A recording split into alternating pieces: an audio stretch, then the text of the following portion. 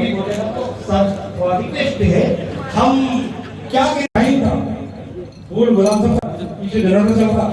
मैंने कहा देश को आजाद हो 70 साल हो गए, तो भाई का मजा आना चाहिए, आनंद आना चाहिए, आनंद का कहीं मस्ती का। अब मैंने कहा हम आएगा जिनको सम्मान करना सम्मान कर रहे हैं। मेरी शादी हुई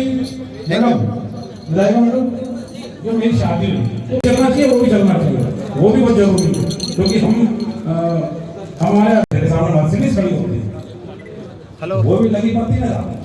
हमने बोला सर आप पीते हो? बोला हम तो बिल्कुल नहीं पीते हैं, सबसे नहीं पियो, हमने 20 साल से नहीं पिए।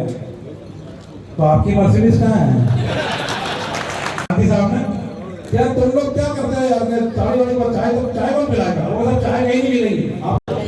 हिमालयों की चोटी पे लहराया तिरंगा, अंतरिक्ष में गाया गीत गान तिरंगा।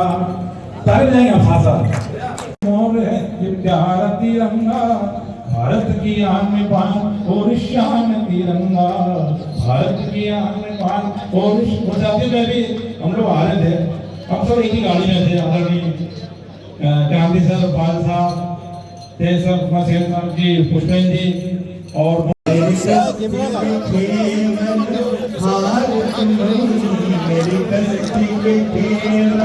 होने का जो सपना है वो बहुत स्ट्रगल करने वाला सपना होता है।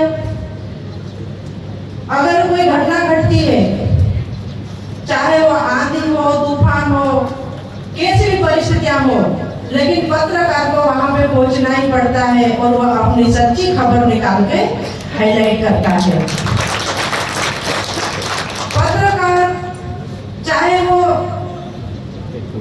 बाबा साहब अम्बेडकर ने या हमारे संविधान में भले आपका चौथा स्तंभ लिखा हुआ नहीं है, लेकिन पूरा देश कहता है कि पत्रकार चौथा स्तंभ है और रहेगा। मैं मेरे पत्रकार भाइयों से निवेदन करूंगी कि हमको तो बहुत ज्यादा समझ नहीं है, फिर भी अगर असली पत्रकार बनना है तो हमारी शब्दावली, हमारी लेखनी जमीन पे जो दिखती वही आप लिखिए। इसी को असली पत्रकार कहते हैं, ना कि हम कहीं वहां का लिखा वहां डाइवर्ट कर दिया, वहां का लिखा वहां डाइवर्ट कर दिया। तो ये थोड़ा सा हम हमारे विचार, हमारे शब्द, हमारे शब्दावली और हमारा जो जमीन पे दिख रहा, हमें क्या दिख रहा, वही अगर हम लिखेंगे तो इसकी वाहवाही जो मिलेगी, आप सब उस बात से इतने प्रसन्न होंगे कि वास्तव में जब उस मैटर को पढ़ा जाएगा तो लगेगा कि नहीं, ये उस पत्रकार की शब्दावली है, मुझे पढ़ के याद आ रहा कि ये इसने ही लिखा है। हमारे इंटरनेट पे हम पत्रकारिता मिल जाते हैं, पेज पर व्यूज, मतलब एक पेज को कितने व्यूअर्स ने देखा, तो हम उसकी बात करते हैं, हम कंटेंट की बात कोई नहीं करता। आज पत्रकारिता जो है, जो मैं अलीराजपुर में भी देखता हूँ, इंदौर में भी देखा, जहाँ जहाँ गया, हमारा पत्रकार भाई जो है वो ग्राउंड पर रहता है, पसीना बहाता है, मोटरसाइकिल पे भागता है वो, और क्या नहीं करता न्यूज को लाने के लिए। लेकिन क्या जब पेपर जब बन के आता है तो उसका कंट्रीब्यूशन कितना रहता है, ये हमें सोचना। आज जो है हम हर पत्रकार को इस भावना से देखते हैं कि ये जो है इसके साथ जुड़ा हुआ है, ये इसके साथ जुड़ा हुआ है। पत्रकार का नाम सुनते ही हम सोच लेते हैं कि न्यूज कैसी होगी। ये एक बहुत बड़ा क्वेश्चन लग गया है हमारी पत्रकारिता, जो हमारा व्यवसाय है, इसके ऊपर। किसी ने क्रेडिबिलिटी की बात की थी, विश्वसनीयता की बात की थी। वास्तव में आज ये हमारे ऊपर सबसे बड़ा एक आने वाले समय में चैलेंज है, आपके ऊपर एक चुनौती है कि इस क्रेडिबिलिटी को हम किस तरह से बढ़ाएं। आने वाले समय में कई और समस्याएं आप लोगों को या हम सभी को देखने में आएगी। एक है टेक्नोलॉजी का, चेंजिंग टेक्नोलॉजी, हर दिन टेक्नोलॉजी बदल रही है, आपको उसके साथ में मूव करना है। आने वाले समय में आर्टिफिशियल इंटेलिजेंस भी जाएगा। अब व्यूअर्स को या जो पाठक है उसको मालूम है, उसको उसने कोई भी एक कीवर्ड डाला गूगल पे, अगली न्यूज जो है वो उसी कीवर्ड से रिलेटेड आपको दिखेगी।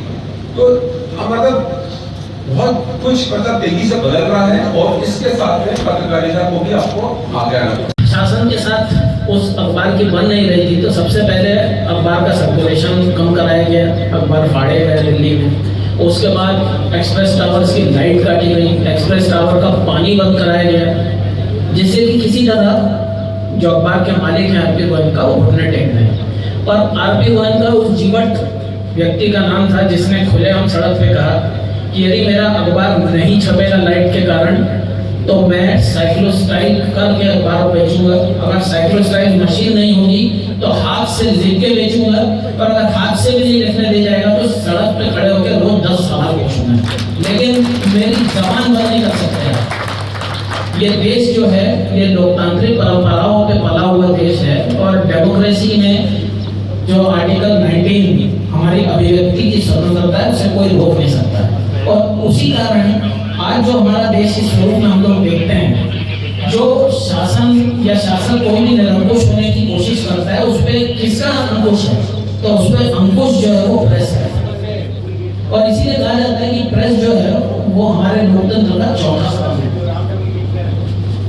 कोई भी ब्यूरोक्रेट हो चाहे पॉलिटिशियन हो, यदि वास्तव में वो किसी से डरता है तो वो प्रेस से डरता है। और उसका डरने का कारण है कि उसे मालूम है कि मैं जरा सा भी कुछ गलत करूंगा तो निश्चित रूप से वो बात छुपी नहीं रहेगी और वो प्रेस में छपेगी और 10 लोग उससे सवाल। पत्रकारिता के क्षेत्र में वो सब जानते होंगे कि आज से 2 दशक पहले पत्रकारिता का रोब कैसा था, पत्रकारिता का रसूख कैसा था।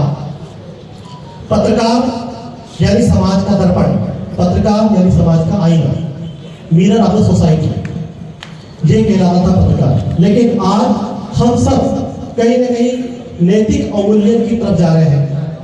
यह कटु सच है क्योंकि हम पत्रकार बिरादरी के लोग हैं और हमारे बीच हमारी बात रखने में मुझे कोई परहेज नहीं है, कोई गुरेज नहीं है। आज के दौर की पत्रकारिता, नेता पत्रकारों से दूर भागते हैं, ब्यूरोक्रेट पत्रकारों से दूर भागते हैं। आज से 2 दशक पहले जो सम्मान था, जो रिस्पेक्ट थी, पत्रकारिता की जो धाक थी, आज यकीनन नहीं बची है। उसके पीछे हम खुद भी काफी हद तक जिम्मेदार हैं।